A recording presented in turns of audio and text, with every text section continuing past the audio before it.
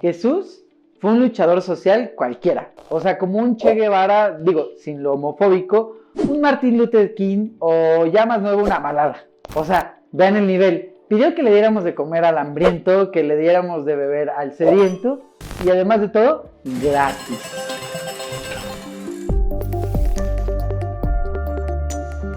Además ya saben cómo su tía le encanta decir dime con quién andas y te diré quién eres. Según los estándares morales modernos, o sea de ahorita, toda esa gente conservadora que los domingos está hincada y se la pasa rezándole, calificarían al mismísimo Cristo como un revoltoso, un rebelde, un comunista. Imagínense. Si Cristo viviera, ¿en qué marcha crees que te lo encontrarías?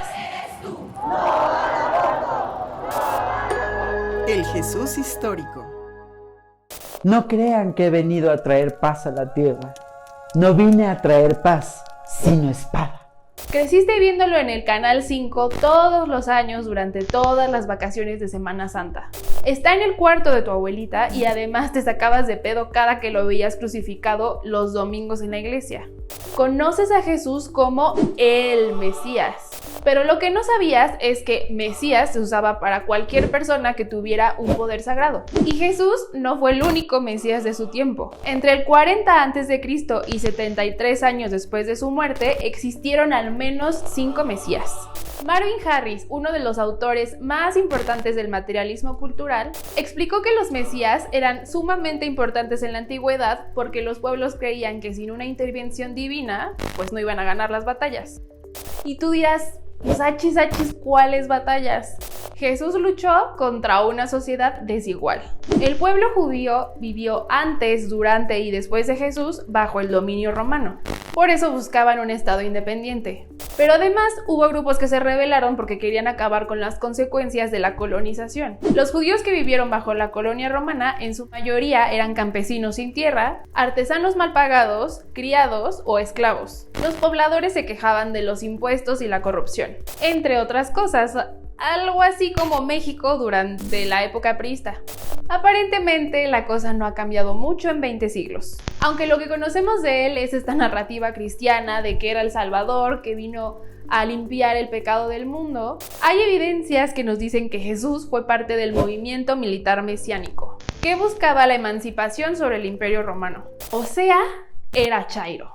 A menos 2 de sus apóstoles tenían apodos que sugerían que andaban ahí en la rebelión zelota, un movimiento político nacionalista. Simón literalmente era apodado el Celote. En algunos evangelios apócrifos decían que Judas, el Iscariote, era llamado así. Iscariote en sí, Ishkrayot, o el hombre de la sica, hace una clara referencia al tipo de arma que cargaban los hombres del puñal, que eran los rebeldes más violentos de su tiempo. Y no, los hombres del puñal no tienen nada que ver con Mauricio Clark. Como ahora que he caído en el tipo de pornografía gay. Los hombres del puñal eran conocidos por infiltrarse entre la gente de Jerusalén con puñales ocultos bajo la ropa para apuñalar a sus enemigos a plena luz del día. Agarro mi fierro y me lo voy encima. El historiador Flavio Josefo menciona en sus escritos que ellos eran quienes encabezaban las rebeliones contra Roma. En los evangelios también hay anécdotas que indican que no solo era Judas. Otros apóstoles llevaban puñales bajo sus mantos. Cuando arrestaron a Jesús, sus seguidores pusieron resistencia. Pues ahora sí que, ¿putazos o qué? Se puso tan violento el pedo que hasta un soldado perdió un cacho de oreja. Luego está su muerte. Jesús fue condenado a la cruz por el delito de sedición, es decir, fue juzgado por levantarse contra el gobierno. Junto a él fueron crucificados otros 2 hombres. En la inscripción de su cruz decía bandido, una denominación romana para los insurrectos y los rebeldes. Según Reza Aslan, escritor, académico y especialista en estudios religiosos, la propia inscripción sobre la cruz de Jesús, INRI, no era sarcasmo o burla como se cree, era una descripción del delito. Jesús fue juzgado como un traidor que aspiraba a ser rey de los judíos, pero definitivamente a Jesús no le interesaba ser rey y mucho menos acumular riquezas. Jesús contra el capitalismo. Es más fácil que un camello entre por el ojo de una aguja que un rico entre al reino de Dios. El capitalismo es un sistema social y económico basado en la propiedad privada. Algunos poseen el capital y obviamente se rehúsan a pagar impuestos. Otros tienen su fuerza de trabajo, o sea, un contrato pinchurriento sin prestaciones. Y obviamente si esta riqueza no se redistribuye, pues se produce una tremenda desigualdad. Evidentemente es anacrónico decir que Jesús era anticapitalista porque pues Jesús pasó antes del capitalismo. Lo que sí podemos decir es que a Jesús le cagaban los ricos y la desigualdad. Ahí tienen el pasaje bíblico que lo terminó llevando a la cruz. Cuando expulsó a los mercaderes del templo era un desafío a la aristocracia y a las maneras de generar riqueza. Entonces tienes que en tiempos de Pascua, pues ya sabes, la vendimia muy chingona, todas tus cosas afuera del templo, y obviamente los cambistas pues estaban vendiendo todo a sobreprecio porque pues desde siempre pasa. Entonces llega Jesús, empieza a ver cómo está aquí la movida y que creen, pues que le explota la tacha del chairo, saca el látigo, avienta mesas, abre jaulas, libera animales, cancela todo. Y entonces Jesús se pone en un plan así como, idiota, mi templo, estúpida, ven lo que lo convertiste en una cueva de ladrones. Y por si tienen dudas de que Jesús era chairo, pues en eso que obviamente salen los sacerdotes, pues todos a hacerla de pedo. ¿Y qué está pasando, cabrón? Y Jesús, o sea, es un verguero de primera, les dice, tú mames este pinche templo y te lo levanto en 3 días, cabrón.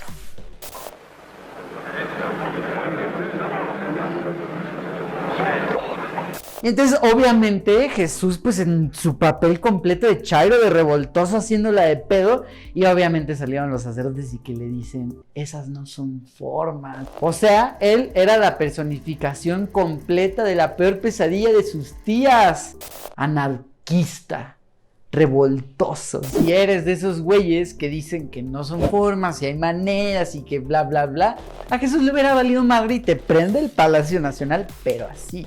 Jesús definitivamente estaba a favor de los programas sociales.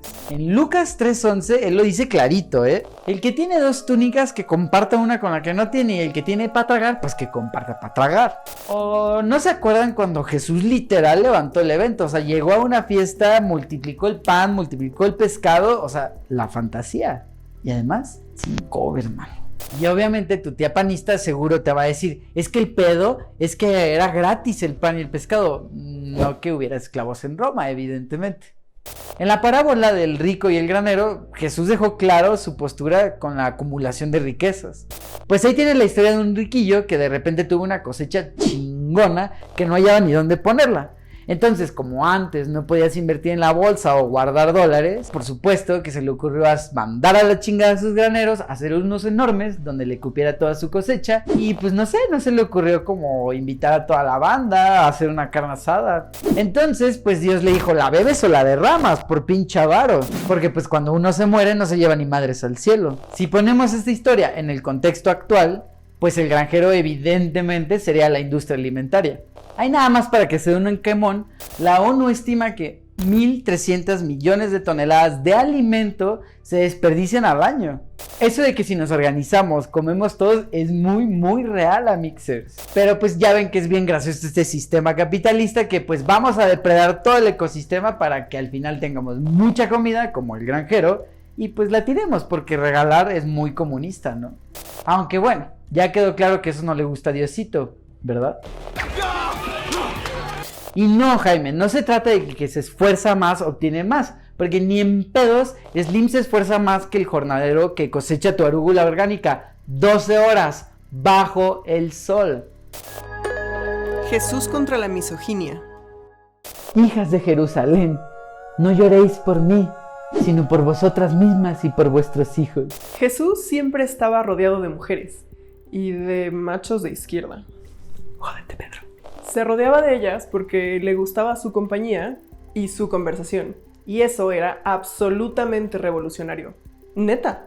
El teólogo suizo Hans Kung señala que en aquellos tiempos las mujeres debían evitar la compañía de los hombres en público a toda costa. Lo que es más, las mujeres eran consideradas tan inferiores que los hombres eran alentados a no hablar con sus esposas, mucho menos con las esposas de otros. Jesús era partidario de que las mujeres recibieran educación, o sea, religiosa, no crean que les enseñaba el trinomio cuadrado perfecto. cuando esos saberes estaban reservados para los hombres. Por eso las mujeres fueron grandes aliadas de la causa de Jesús. Según Mark Goodacre, profesor del Nuevo Testamento y Orígenes del Cristianismo de la Universidad de Duke, María Magdalena era una de las principales proveedoras de Jesús y sus apóstoles. María Magdalena no era una trabajadora sexual como se cuenta, en cuyo caso no hubiera tenido nada de malo, sino que era una mujer vanorte con sus propios medios económicos. El Evangelio de Felipe, un escrito apócrifo recién encontrado en el siglo XX, dice que Jesús se refería a ella como su compañera, y de hecho admite que su amor por ella era superior que lo que sentía por el resto de sus discípulos. Una de las escenas bíblicas más famosas de todos los tiempos es cuando Jesús salva de morir lapidada a una mujer llamada María. No su mamá y no su benefactora, otra María. Hagan de cuenta que Jesús estaba de que en el templo subiendo una Insta Story y en eso llegan un montón de güeyes arrastrando una morra que querían matar a pedradas porque le encontraron a la mitad del delicioso. Y Chuy, desafiando las leyes de Moisés, que agarra y que les dice: el que esté libre de pecado, que tire la primera piedra. ¿A poco no es el "al chile que te valga verga" más épico de la historia? Mira nomás, Jesús no juzga a las mujeres por su sexualidad y los grupos antiderechos diciendo que queremos aborto legal para andar abriendo las piernas. Pero Jesús no estaba con ellos, definitivamente no en este frente. El debate cristiano sobre el aborto es bastante posterior a él. La visión cristiana moderna sobre el aborto tendrá unos 150 años. Fue a partir de 1869 cuando el Papa Pío IX determinó que los embriones poseen alma humana. ¿Te imaginas a todas las almas de los embriones congelados en las clínicas de fertilidad? Con sus pichis orejeritas porque puto frío. Y los que se quedan ahí 20 años esperando, ¿qué pedo con eso? Por ahí del siglo V, figuras como Santo Tomás y San Agustín sostenían posturas más aristotélicas del asunto, porque consideraban que no existía un alma hasta que el feto fuera dotado de sentidos y se creara la carne humana.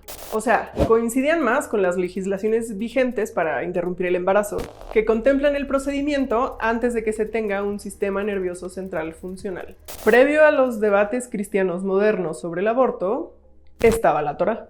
Los antiguos rabinos en el Talmud, el libro que contempla las discusiones sobre la Torá, consideraban que el feto era parte de su mamá y que de hecho, antes de los 40 días de gestación, no era más que agua. ¡Épale, mi chorrito! Tranquilamente podemos decir que la postura de Jesús, por el contexto social en el que existió, es más afín al pañuelo verde que al celeste. Aprovechando el viaje, si Jesús te escuchara hablando de la ideología de género, chanclazo en el hocico que te metía. La Mishnah reconoce hasta 6 géneros.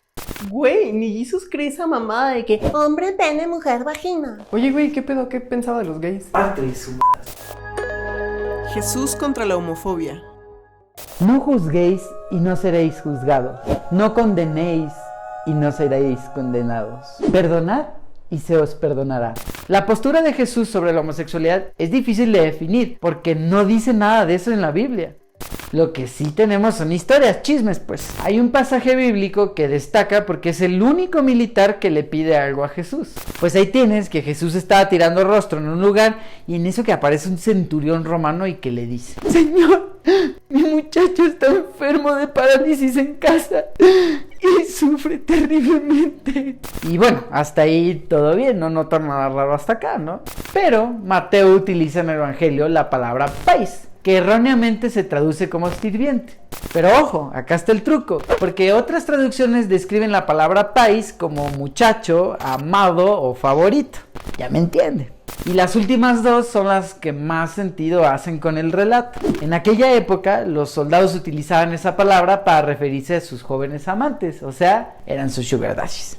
Aquí está lo raro, porque no hace sentido que si fuera su sirviente fuera personalmente a suplicar por ayuda. O sea, estamos hablando de un centurión romano, un comandante al mando de 100 personas, o sea, un head of content de la guerra, cabrón.